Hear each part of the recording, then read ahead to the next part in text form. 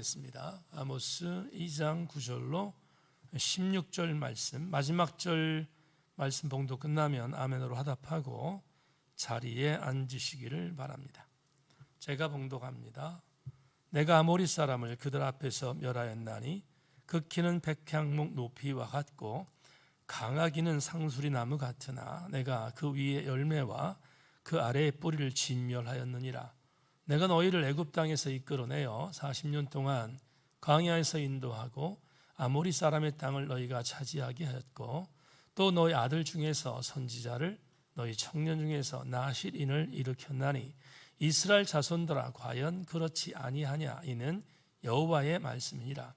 그러나 너희가 나실 사람으로 포도주를 마시게 하며 또 선지자에게 명령하여 예언하지 말라 하였느니라. 보라, 곡식단을 가득히 실은 수레가 흙을 누름같이 내가 너희를 누르리니 빨리 다름박질하는 자도 도망할 수 없으며 강한 자도 자기 힘을 낼 수 없으며 용사도 자기 목숨을 구할 수 없으며 활을 가진 자도 설 수 없으며 발이 빠른 자도 피할 수 없으며 말 타는 자도 자기 목숨을 구할 수 없고 용사 가운데 그 마음이 굳센 자도 그날에는 벌거벗고 도망하리라. 여호와의 말씀이니라. 아멘. 한 10여 년은 안 됐을 것 같은데 한 7, 8년 전에 마커스라는 찬양단체에서 간사로 일하는 심영진 간사가 이 찬양을 만들었는데 맨 처음에 이 찬양 배웠을 때 참 기름 부음이 있다, 그런 생각을 가졌던 찬양인데 오늘 말씀과 연관이 있어서 이 찬양 한번 선곡해 봤습니다. 아름다우신 찬양하겠습니다. 우리 크게 찬양합니다. 아는 분들은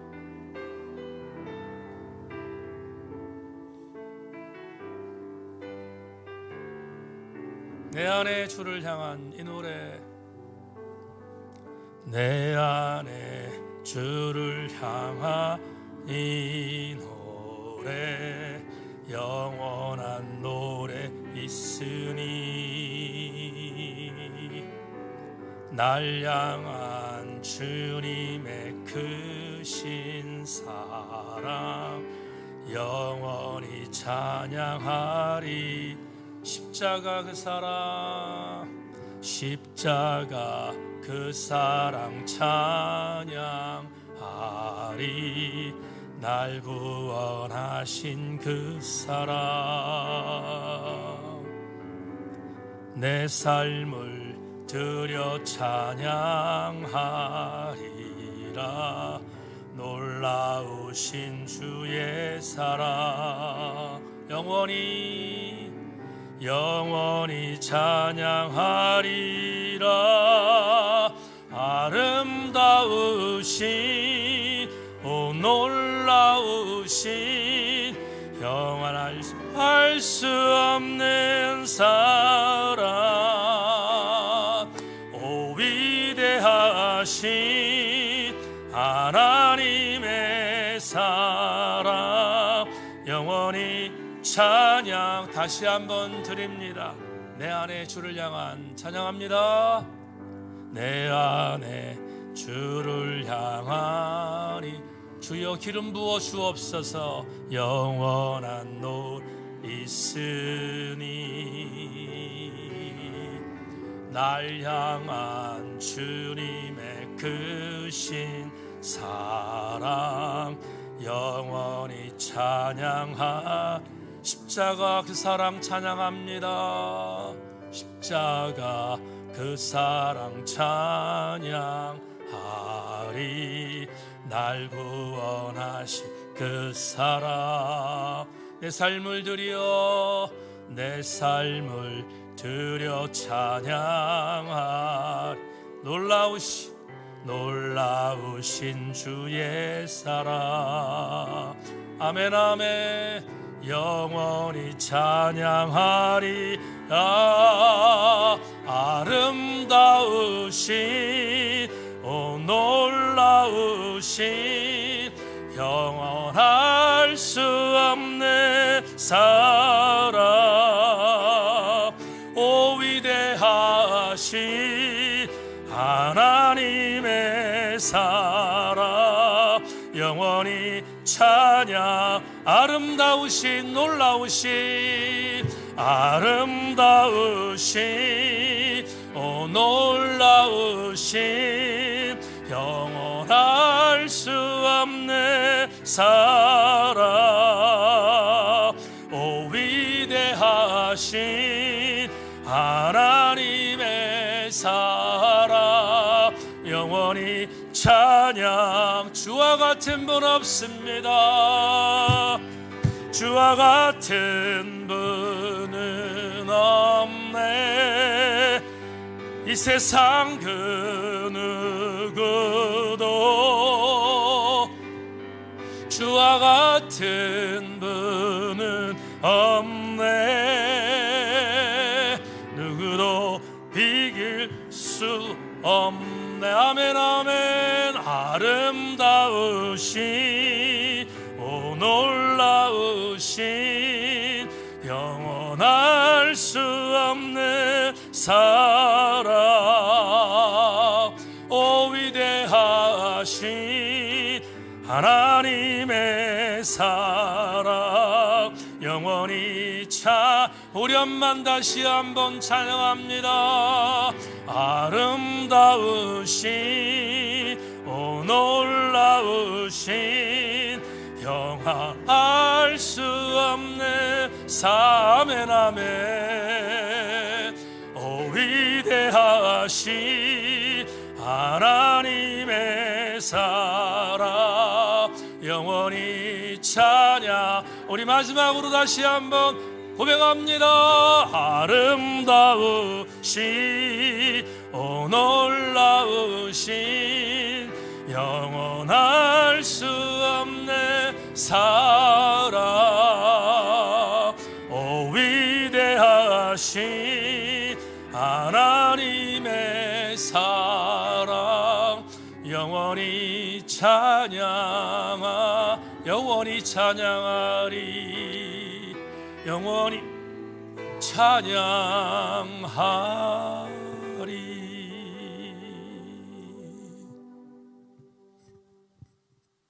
하나님 영광 받아 주옵소서.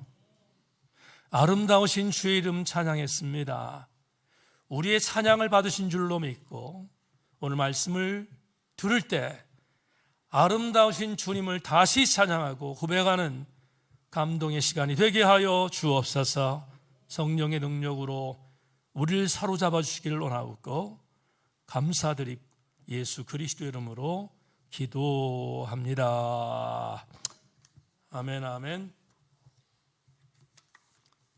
한 번 더 인사하겠습니다. 말씀에 기대 읽으십시다. 인사하겠습니다. 말씀에 기대 읽으십시다. 유튜브로 예배드리는 지체들도 있을 것이고 오늘 줌으로 서 집사님하고 이매 집사님 지금 예배드리고 있는데 같은 은혜가 임하기를 소망하고 대면 예배에 나오신 우리 교우들 하나님의 영으로 묶어주시기를 주의 이름으로 소망합니다. 오늘 여러분과 나눌 말씀의 제목은 이름값하기라는 제목 갖고 아모스 10번째 강의 말씀을 드리겠는데 한 30분 정도로 요약해서 말씀을 증거하겠습니다. 집중력 잘 발휘하고 은혜로운 시간 되기를 주의 이름으로 소망합니다.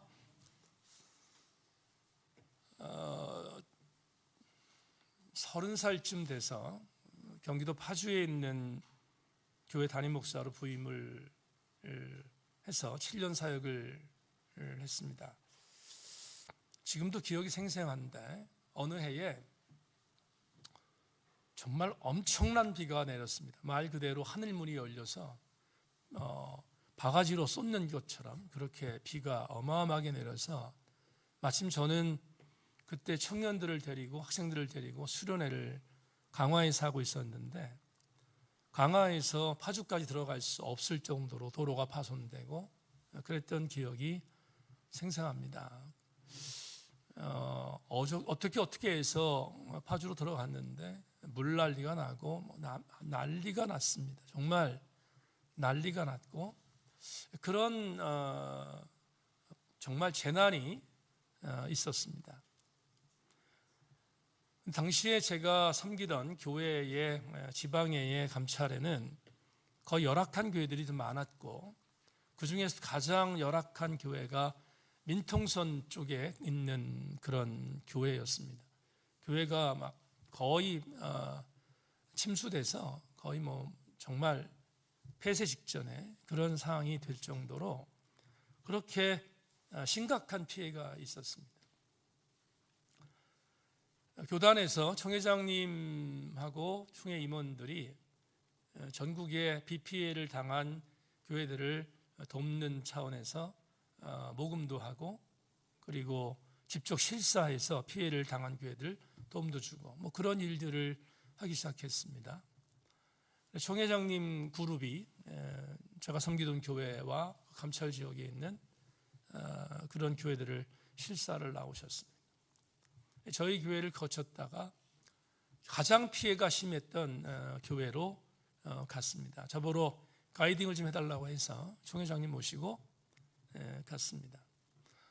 지금 제가 30살 때니까 벌써 지금 5, 6년 정도 된 일인데, 지금도 아주 생생한데, 저보다 1년 후배인 그 후배 목사가 그 교회를 섬기고 있었는데, 총회장님이 오신다는 이야기를 이제 들었을 거 아니겠습니까? 더군다나 피해를 당했으니까 교회를 복구할 수 있는 그런 수혜 복구금도 가지고 온다는 얘기 듣고, 그리고 총회장을 맞이했는데, 그날 그 후배 목사 부부가 나왔던 그 모습을 잊을 수가 없는데,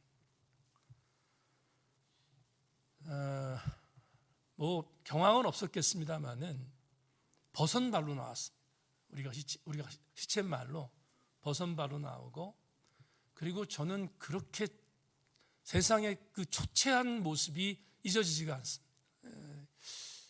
초췌하다 그렇게 초췌한 모습으로 교회 총회장을 맞이한 거 지금도 한 35, 6년 됐는데도 지금도 아주 생생합니다. 아마도 교회가 지금 어려움을 당하고 있다는 이야기를, 또 모습을 총회장님에게 보이고 싶었던 마음이 굴뚝 같았을 것입니다. 저는 정서적으로 이해합니다. 근데 총회장님이 대선배, 지금 소천하셨는데 대선배 목사님이고, 정말 우리 기독교단 성결교회에서는 뭐 아주 정말 어른 중에 한 분이셨거든요. 근데 총회장님이 그 후배 목사 부부를 보면서 이렇게 말했습니다. 잊어버리지 않는데, 아무개 목사야, 비 피해를 당해서 어려운 거 안다. 어려운 거 아닌데, 그래도 이 꼴이 뭐냐? 지금 이 행색이 뭐냐? 넌 목사인데. 내가 심중을 안다. 하지만 아무리 그래도 그렇지. 이 꼴이 뭐냐? 그리고 나서 선배 목사님이 하셨던 말씀이, 옷부터 좀 잘 입고 다녀라. 이렇게 말씀하셨어요. 옷부터 다시 잘 차려입고 다녀라. 이렇게 말씀하셨거든요. 근데 그때 하셨던 말씀이 이런 말씀하셨어요. 목사는 어떤 상황이 됐든 간에 환경 때문에 이리저리 흔들려서는 안 돼. 목사는 목사다워야지. 이렇게 말씀하셨던 기억이 35, 6년 전에 있었던 일인데도 잊지 않고 있습니다. 제가 왜 그걸 기억하냐면, 그때 그 총회장님이 그 하셨던 말씀이 이렇게 들렸거든요. 저는 목사는 목사값을 해야 돼. 목사값을 해야지. 그렇게 들었어요. 저는. 그래서 잊어지지 않는 선배 목사님의 충고였습니다. 여러분, 값을 하라는 말은 뭐뭐답게 살아라, 그런 뜻이잖아요. 그렇죠? 뭐뭐답게 살아라. 우리가 시쳇말로 아주 편안하게 얘기하는데, 우리가 예수를 믿는 사람들인데, 예수 그리스도인이라면 그리스도인답게 살아라. 그게 그리스도인 이름값을 하는 거다. 이렇게 우리가 적용할 수 있을 것 같습니다. 오늘 본문은 우리가 지난주에 봤던 심판 신탁에 대한 부분의 마지막 속편입니다. 이게 클라이맥스예요. 심판 신탁의 클라이맥스가 본문에 있는데, 오늘 우리 모두에게, 저를 비롯해서 우리 모두에게 이 말씀이 정말로 많이 와닿았으면 좋겠다 생각을 하면서 설교 준비를 했는데, 성령께서 그렇게 역사해 주시기를 부탁합니다. 우리 지난주에 북왕국 이스라엘이 심판을 받는 아모스의 예언 신탁을 함께 나눴습니다. 두 가지로, 제가 여러 가지가 있었지만 두 가지로 축약했는데 기억나실 줄 아는데, 첫 번째는 북왕국 이스라엘이 잘 살았는데 잘 살았던 놈들이 못 산 사람들을 괴롭히고 만몬의 빠져서 돈 갖고 장난질하는 그런 정말 말도 안 되는 선민 공동체였는데, 말도 안 되는 일들을 범했던 것에 대해서 하나님이 용서하지 않겠다. 그건 정치 권력자, 재판관, 종교 지도자까지 전부 다 포함해서 그렇게 하겠다. 그게 첫 번째 이유였죠. 두 번째는 뭐였습니까? 성적으로 타락하고 아버지와 아들이 한 여자를 욕보이고 이런 기가 막힌 랜덤 시대에 성적으로 완전히 무너져 있는 그런 상태에 있음에도 불구하고 무감각한 이스라엘을 하나님께서 용서하지 않겠다, 이렇게 말씀을 하셨던 그 메시지를 우리는 지난주에 나눴습니다. 그런데 오늘 하나님은 본문에서 이어지는 속편인데요, 북왕국 이스라엘에 대해서 대단히 속상했던 것 같아요.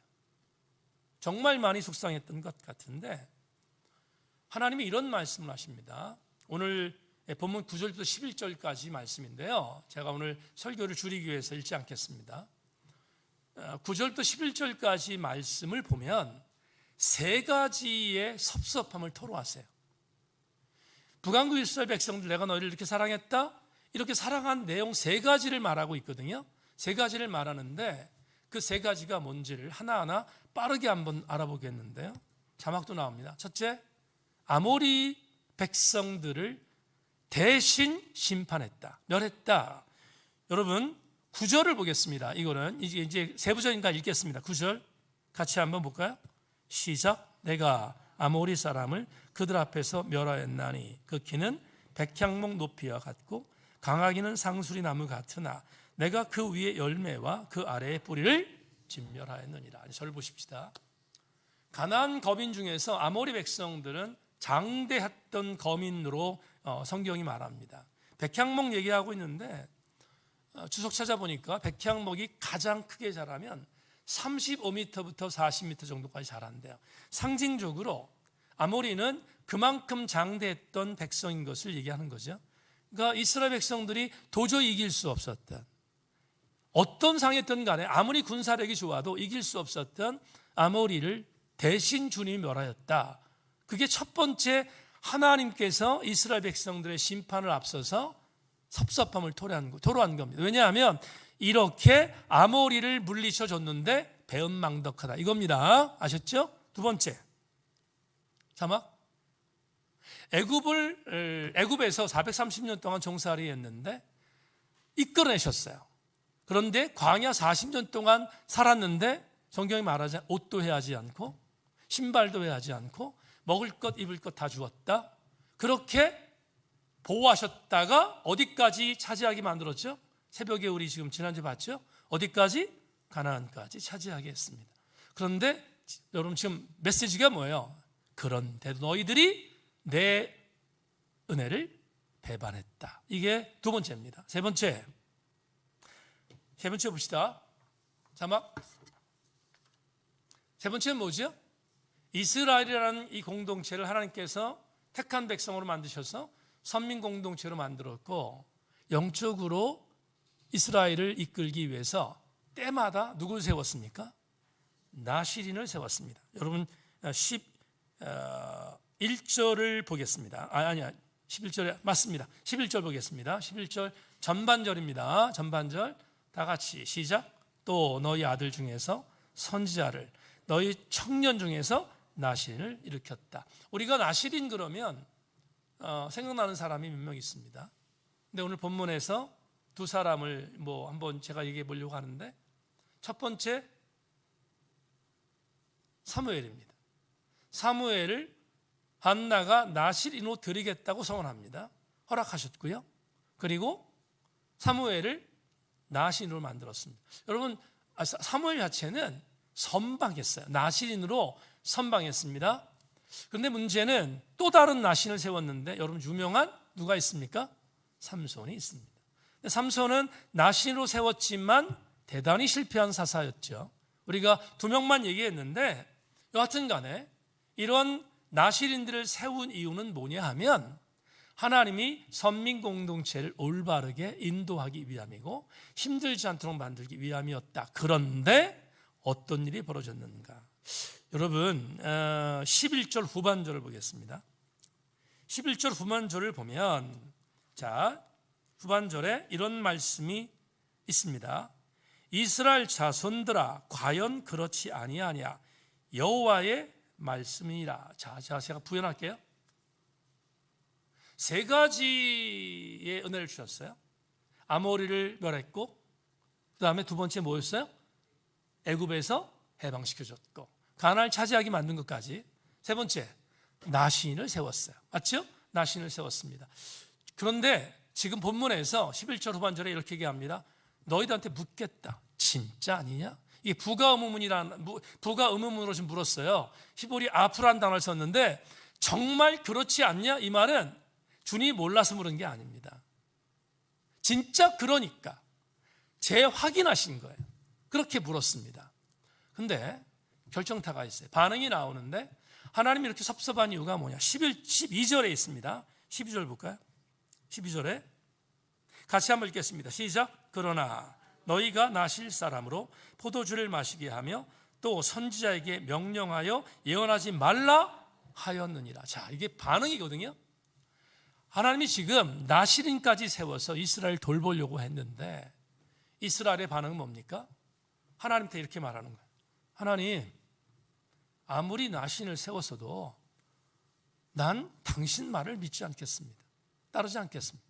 나실인이 우리한테 무슨 필요가 있습니까? 그리고 강제로, 이게 아주 굉장히 나쁜 일인데, 강제로 나실인 사람들에게 술을 먹이고, 심지어 요즘에 목사로서 갖는 자괴감이 하나 있는데, 바로 이겁니다. 말씀을 전하는데 전하지 말라고 압박합니다. 나실인에게 그렇게 요구한 게 북왕국 이스라엘의 영적 상태였어요. 얼마나 참담한 랜덤으로 갔는지 알 수 있습니다. 어제 독서여행 9명이 참석을 해서 같이 갔는데, 그리스인 조르바라는 책을 읽었거든요. 근데 오늘 지금 예배드리는 고수사 권사님이, 고사님이 연세니까 충분히 이해가 돼요. 그리스인 조르바라는 이 사람의 랜덤의 인생을, 사실은 니코스 카잔차키스는 그 사람의 자유함에 대한 부분을 강조하기 위해서 쓴 책인데, 근데 우리 기독교적인 시각으로 보면 그건 정말로 비평할 내용들이 많이 있습니다. 호불호가 있긴 하지만, 근데 우리 고사님 어제 그래요. 아무리 그래도 목사님 난 마음에 안 들어. 이렇게 말씀하셨거든요. 말씀하셨는데, 그렇죠. 우리들의 신앙의 정서는 그렇습니다. 여러분, 정돈된 삶을 살아야 되는데, 정돈되지 않고 막 성적으로 일탈하고 막 여러 가지의 많은 랜덤의 인생을 살고 있는 사람들에 대해서 우리가 그 사람들 어저께 같이 얘기 나누면서 도대체 방종과 자유와 그리고 겸용에 대한 부분에 대한 것들을 함께 나누었는데, 진짜 그렇거든요. 그런데 지금 북왕국 이스라엘, 주전 8세기의 북왕국 이스라엘 상태가 아무리 봐도 선민 공동체로서 인정할 수 없는 참담한 상황인 것은 분명하거든요. 그러니까 하나님께서 배신감에 치를 떨었어요. 내가 너희를 세 가지로 이렇게 도왔는데, 이렇게 세 가지로 너희를 도왔는데 어떻게 이렇게 너희들이 나를 배신할 수 있느냐, 이렇게 질타하신 장면이 오늘 본문 11절까지 말씀입니다. 그런 뒤에 하나님이 선포하십니다. 이게 선전포고, 유진 피터슨의 메시지를 보면 이게 선전포고라고 되어 있는데 뭐라고 되어 있는가 하면 오늘 본문 13절부터 16절까지 말씀을 보면 하나님이 북왕국 이스라엘이 배신하고 배은망덕했던 부분들을 이렇게 심판할 거야. 그게 오늘 본문 마지막 13절부터 16절입니다. 이 본문을 여러분 개역개정판 우리 성경으로 보지 않고 유진 피터슨의 메시지본으로 제가 읽겠습니다. 자, 따라오십시오. 내가 행동에 들어가면 너희는 어찌할 작정이냐? 제 아무리 빨리 달아나도 너희는 내게서 도망치지 못한다. 힘센 자들의 힘도 소용없다. 전사들도 소용없다. 활 잘 쏘는 자들도 소용없다.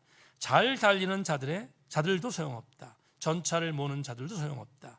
너희 가운데 최고로 용감한 전사라 해도 아무 소용없다.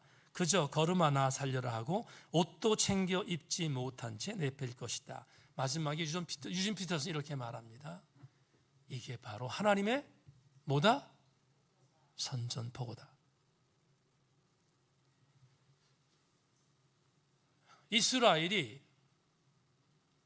아무리 길을 써도 하나님 심판을 피할 수 없음을 선전포고로 제시합니다. 역사적으로 증명합시다. 지금 13절부터 16절까지의 하나님의 심판이 언제 이루어집니까? 주전 725년에 아수르의 왕이었던 살만에셀이 대군을 이끌고 사마리아를 공격합니다. 3년 동안 전쟁이 일어나는데 3년 만에 사마리아 성을 함락시킵니다. 주전 722년에 역사에서 북왕국 이스라엘이 사라집니다. 살만에셀이 얼마나 잔악했냐면 이렇게 잔악했습니다. 북왕국 이스라엘 백성들을 사마리아에서 다 포로로 끌고 가서 아수르의 기존적인 땅으로 이주시킵니다. 강제로 이주시켰어요. 그러니까 이렇게 표현할 수 있어요. 서울에 있는 시민들을 서울에 살지 못하도록 다 이주시킨 겁니다. 그럼 비어있잖아요. 공동화되어 있을 거 아니에요. 서울에 누구를 이주시켰냐면 아수르에 살고 있었던 이방 백성을 그쪽으로 살게 했어요. 그러니까 이게 뭐예요? 사마리아를 역사에서 없앤 겁니다. 살만에셀의 여러분 잔인함은 이루 말할 수가 없었거든요. 그게 지금 오늘 13절부터 16절의 본문에 기록되어져 있습니다. 이렇게 역사적으로 증명했습니다. 한 가지만 더, 여기 선생님들이 있기 때문에 한 가지만 더 말씀을 드리겠는데 13절을 다시 보겠습니다. 13절 이렇게 말하죠. 보라, 곡식단을 가득히 실은 수레가 흙을 누름같이 내가 너희를 누르리니. 자, 부연해서 설명한 뒤에 레마로 가겠습니다. 하나님이 13절부터 16절까지 이스라엘을 심판하겠다고 멸망을 선언하셨는데 분명히 조금 전에 얘기했던 것처럼 이스라엘을 멸망시킨 주체는 아수르였습니다. 그리고 그때 왕은 살만에셀 이사였습니다. 그런데 13절부터 16절까지의 살만에셀이라는 하나님이 사용하신 도구 그리고 아수르는 나오지 않아요. 등장하지 않는다고. 뭐가 나옵니까? 지금 북왕국 이스라엘 멸망시키는 주체가 히브리어 아노키라는 단어를 썼는데 아노키가 무슨 말이냐면 나라는 1인칭 대명사예요. 그러니까 이렇게 말하는 거예요. 하나님께서 분명히 살만에셀과 그리고 아수르를 동원해서 북왕국 이스라엘 멸망시키긴 하겠지만 그런데 아수르가 이스라엘 멸망시킨 것이 아니라 이스라엘 멸망시킨 주체는 누구라는 거예요? 하나님, 당신이라는 거예요. 하나님이 당신이 이스라엘 멸망시키겠다고 분명히 주체를 확인한 겁니다. 왜 이렇게 하나님이 단호했습니까? 이유는 간단합니다. 이유는 한 가지입니다. 설명했습니다. 내가 이스라엘을 이렇게 사랑했고 내가 이스라엘 이렇게 도왔다. 아모리 내쫓고 광야에서 해방시켰고 가나안 차지하게 했다. 그리고 나 시름까지 세웠다. 그런데 너희들이 내 사랑을 저버렸다. 용서하지 않겠다. 그게 들어가 있는 겁니다. 자, 이거를 오늘 제가 본문에서 끝냈습니다. 이것을 설교 준비하다가 어떤 생각을 했냐면 이렇게 생각했습니다. 하나님이 왜 이렇게 당신의 선민 공동체였던 이스라엘에 대해서 대노하셨을까? 왜 대노하셨을까? 우리가 이미 살폈잖아요. 이방이 어서 나라, 유다에 대한 심판까지 포함해서 하나님은 그냥 간단히 얘기했어요. 간단히 얘기했는데 이스라엘 심판은 대단히 강력하게 선포하고 있습니다. 왜 하나님이 이스라엘에 대해서 이렇게 구별을 해서 엄청난 심판의 메시지를 전했지? 이유가 뭐지? 설교 준비하다가 이 생각이 들었어요. 섭섭함이 극에 달하셨구나. 섭섭함이 극에 달하셨구나.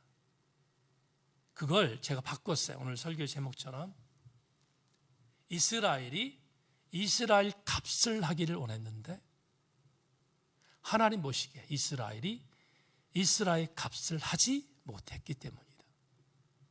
그래서 제가 21세기 언어로 레마를 바꿨습니다. 레마 볼까요?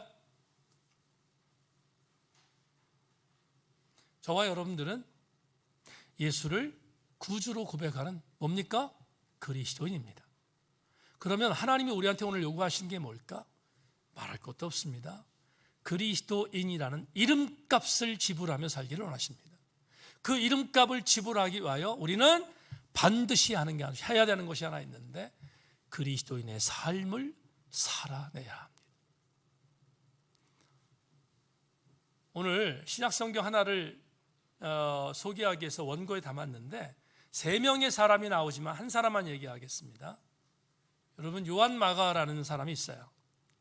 요한마가가 누구냐면 마가복음의 저자입니다. 우리 두 번째 복음서인 마가복음의 저자인데 이 요한마가는 바나바의 조카입니다.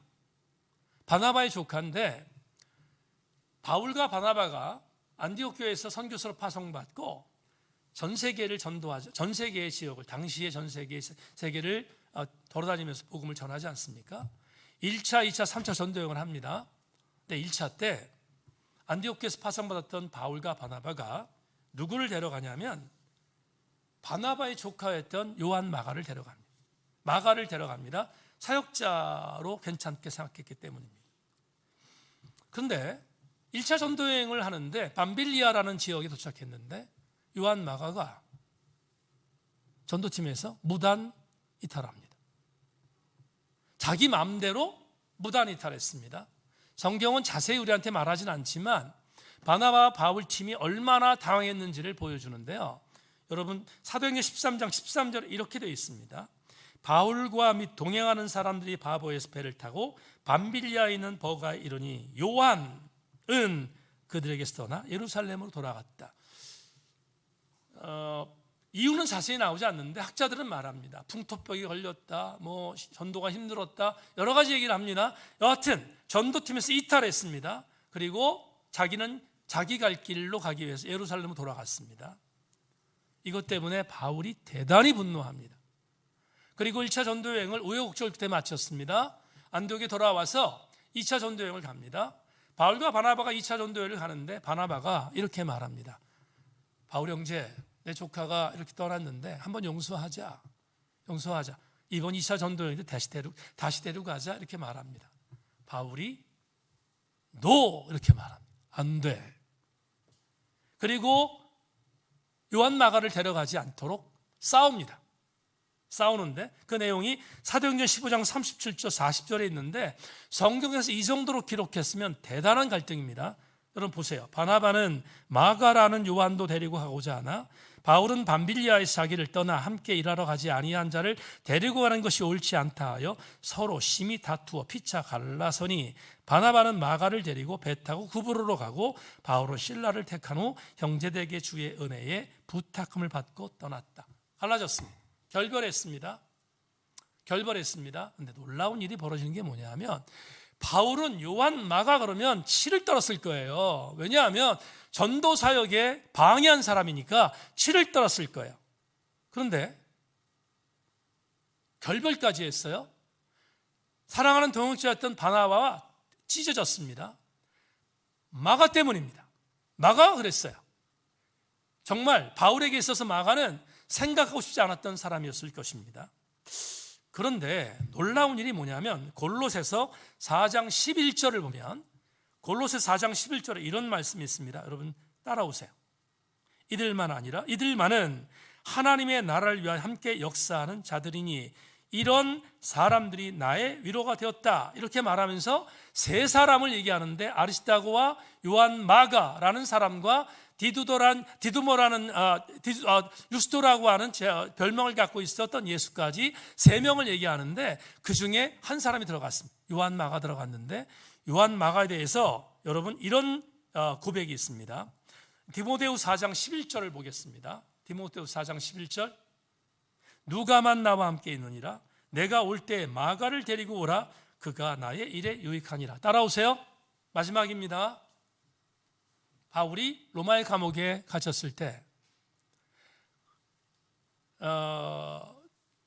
자기의 사랑했던 양아들 디모데에게 편지를 보냅니다.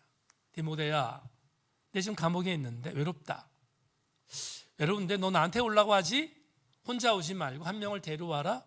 지금 내 감옥에는 누가가 있는데 내 외로우니까 한 사람을 데려와. 이렇게 말합니다. 누구를 데려오라고 말하는가 하면 이렇게 말합니다. 결별했던 누구? 마가였습니다. 마가를 데려오라는 거예요. 여러분 이거 한번 생각해 보세요. 생각해 보면 정말로 기가 막혔던 마가인데 이 편지를 예를 들어서 이때가 그러니까 결별했을 때가 주 49년 50년 때예요. 근데 고린도 전서와 디모데 전후서를 썼을 때가 주 60년을 봅니다. 그러면 결별했을 때와 요한 마가를 데리고 오라 했던 그 어간은 약 몇 년의 차이가 있냐면 10년의 차이가 있습니다. 10년 동안 무슨 일이 있었을까? 10년 동안 도대체 무슨 일이 있었길래 바울이 심령이 변화됐지? 그렇게 미워했던 마가를 외로우니까 보고 싶으니까 데려오라 라고 디모데에게 얘기했을까? 성경은 학자들에 추론합니다. 10년 동안 요한 마가는 자기의 일탈을 회개하고 하나님의 사람으로 완전히 변화돼서 그는 바울에게도 칭찬받는 사람이요 초대교회에도 칭찬받는 사람으로 변화되었다. 이 말을 오늘 설교에 적용하겠습니다. 요한 마가의 이름값을 하는 사람으로 변화됐습니다. 오늘 이렇게 여러분에게 마무리하겠습니다. 하나님은 우리에게 이런 걸 요구합니다. 큰 사역을 감당하고 엄청난 사역을 감당하고 그리고 드러나는 모든 사람들에게 집중하는 그러한 어떤 사역을 주님이 요구하시는 것이 아니라 하나님이 우리에게 요구하시는 것은 내가 그리스도인으로 변화받아 그리스도인답게 살아가는 이름값하는 그리스도인이 되기를 주님이 원하십니다. 그걸 거창하게 생각하는 것이 아니라 내 현장에서 내가 예수 믿는 사람으로 그리스도인답게 사는 것, 그게 뭘까? 저는 그게 이름값하는 그리스도인이라고 생각합니다. 목회 38년 어간에 여러분 만나는 사람들 중에서 전도하려고 정말 많은 사람들에게 복음을 전했습니다. 복음을 전했고요. 그리고 가능성이 있다고 생각하는 사람들에게 복음을 전했습니다. 38년 동안 얼마나 많은 사람들을 만났고 얼마나 많은 사람들에게 복음을 전했겠습니까? 근데 정말 될 것 같은 사람이 안 된 사람이 있습니다. 그들의 공통분모가 이렇습니다. 제가 이전에 교회를 다녔습니다. 교회를 다녔는데 이전에 교회를 다녔으니까 회복하십시오. 그리고 제가 목사로서 말씀을 증거합니다. 그런데 그들 중에 상당수가 저한테 이렇게 말합니다. 목사님, 저는 교회에서 아무개에게 상처를 당했습니다. 저는 교회 안에 있는 사람들의 이런저런 이율배반을 보았습니다. 예수 믿는 저들이 저런 비상식적인 삶을 사는 것이 일반이라면 나는 차라리 예수를 믿지 않겠습니다. 그래서 교회를 떠났습니다. 다 그랬습니다. 예수를 증거하고 복음을 전했을 때 거부했던 사람들 중에 상당수가 이랬습니다. 여러분 여기서 한 가지 높아심을 말씀드립니다. 착각하면 안 돼요. 이런 사람들이 잘났다고 말하는 게 아닙니다. 이런 사람들이 온전하다고 말하는 게 아니에요. 저는 교회에서 이탈한 사람들 두둔하려고 이 말씀을 드리는 게 아닙니다. 그러나 분명한 사실은 뭐냐 하면 제가 경험했던 한 가지 에피소드에 대한 부분을 말씀을 드리면 왜 담임 목사가 오늘 이 말을 하는지를 알게 될 것입니다. 마무리할 때 여러분들에게 드리는 메시지를 주목해 주십시오. 제가 다니는 목욕탕이 있습니다. 거의 일주일에 한번 감싸서 책도 읽고 그러려고 하는데 며칠 전에 그 목욕탕에 갔는데 그 목욕탕에 룸 클리어가 있습니다. 룸을 청소하는 남자 청년 한 명이 있는데 그 남자 청년이 우리 그 청년 듣지 않을 테니까 얘기합니다. 이런 얘기 쓰면 안 되지만 좀 모자랍니다. 그러니까 정신 지체에 나름대로 어떤 장애를 갖고 있는 그런 청년입니다. 근데 그 청년이 굉장히 성실해요. 청소도 잘하고 그럽니다. 그러니까 아마 그 목욕탕 업주가 모자라긴 하지만 성실하니까 채용을 한 것 같습니다. 근데 제가 그 목욕탕을 가니까 그 청년이 가끔 황당한 일들을 많이 합니다. 어떤 때는 막 소리를 지릅니다. 그리고 아무도 없는데 막 얘기합니다. 마치 정신분열증 환자처럼 그렇게 얘기를 하는 청년이 있습니다. 그럼에도 성실하니까 또 특별히 아주 중증은 아니에요. 그래서 룸 클리어로 그 청년을 씁니다. 근데 그날 제가 목욕탕을 갔는데 목욕탕에 어떤 할아버지가 손자를 데려왔습니다. 손자는 마찬가지 청년이었어요. 할아버지가 많이 노쇠한 할아버지입니다. 잘 걷지도 못하는 그런 분인데 손자를 데려왔습니다. 근데 손자가 어떤 손자냐면 룸 클리어보다 더 중증 정신 박약 아입니다. 이해하셨죠? 무슨 얘기인지? 그런 손자를 데려온 겁니다. 그러니까 할아버지도 굉장히 힘이 없지만 이 아이가 다칠까봐 청년임에도 불구하고 애지중지 돌보면서 그렇게 목욕을 했습니다. 근데 뜨거운 물에 들어가니까 이 아이가 기겁을 하는 거예요. 그럴 수 있어요. 정신 박약 증세가 있으니까. 그러니까 이렇게 이 청년 아이가 막 이렇게 다니다가 찬물이 있잖아요. 찬물이 있으니까 찬물이 좋은 거야. 그래서 거길 갔어요. 거기 갔는데 못 들어가. 왜 못 들어가냐면 할아버지가 지켜보고 있어요. 할아버지가 이런 말을 합니다. 아무개야, 너 찬물 들어가면 안 돼? 너 찬물 들어가면 감기 걸려? 감기 걸리니까 감기 걸리면 병원 가야 돼. 병원 가면 2만 원 주사 맞아야 돼. 그러니까 들어가면 안 돼? 그렇게 아이를 타일렀어요. 근데 듣나? 안 듣지. 아이가 찬물에 가서 반을 담그고 반을 걸터 앉아 있었어요. 와, 근데 사달이 났어. 룸 클리어 애가 들어왔어. 들어와서 가만히 보니까 이상하거든요. 이상해. 그러니까 이 룸 클리어 청년이 자기는 얘보다 낫다는 생각을 한 것 같아요. 그러니까 찬물에 풍덩 들어가는 거예요. 들어가면서 할아버지한테 이렇게 말하는 거예요. 할아버지, 얘 바보지. 찬물도 못 들어와. 그러면서 뭐라고 하냐면 이놈이 거기까지 아슬아슬했는데 이놈이 거기까지만 하면 되는데 찬물에 나왔다가 찬물에 그 턱 위에 올라가서 다이빙을 하는 거예요. 다이빙을 하면서 펑 들어가면서 들어와 바보, 이것도 못 들어와. 와, 너무 조마조마했는데 아니나 다를까 할아버지가 걔를 향해서 여기까지만, 제가 들어보지 못한 욕을 하시는 거예요. 욕을 하시면서 이렇게 말합니다. 너보다 우리 손자는 착해. 너보다는 우리 손자는 착해. 그 말을 듣는데 제가 이런 생각이 들었어요. 여러분, 우리가 혹시 그리스도인으로 이름값을 하지 못하면 우리는 룸클리어 청년이 되는 것이 아닙니까? 그리고 그런 삶을 사는 우리라면 그 할아버지를 통해서 우리가 혹시 그런 질타를 받는다면 우리 그리스도인들이 얼마나 엄청난 재앙을 겪는 것이겠습니까?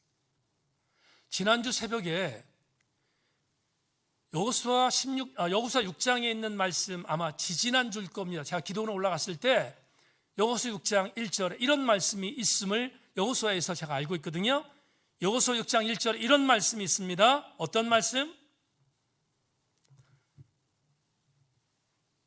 다 같이 한번 읽어보겠습니다. 시작. 이스라엘 자손들로 말미암아 여리고는 굳게 닫혔고 출입하는 자가 없더라.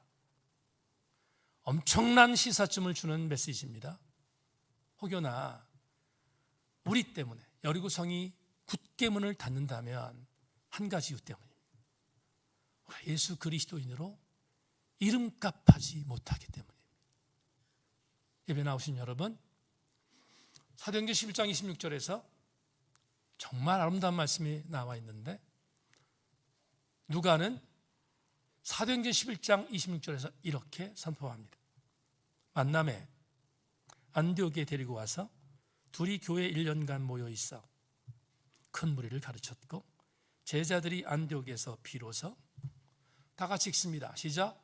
그리스도인이라 일컬음을 받게 되었더라. 크리스티아노스라는 이 단어는 그리스도 안에 있는다라는 뜻입니다. 그리스도 안에 있으면 그리스도인답게 살아야 합니다. 이름값 해야 합니다. 나는 제천세인교회 모든 성도들이 여리고성이 굳게 닫혀 있는 장본인이 되지 않기를 바라고 여러분들 때문에